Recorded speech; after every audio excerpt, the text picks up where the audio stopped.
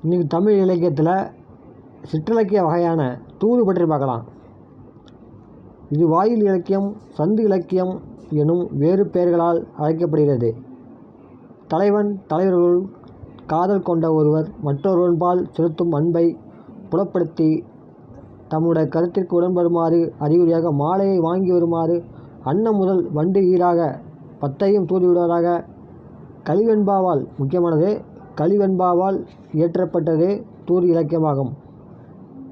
நம் பாடப்பகுதியில் இடம்பெற்றுள்ள தமிழ் வீடு தூது என்பது மதுரையில் கோயில் கொண்டுள்ள சொக்கநாதர் மீது காதல் கொண்ட பெண் ஒருத்தி தன் காதலை கூறி வருமாறு தமிழ் மொழியை தூதுவிடுவதாக அமைந்துள்ளது.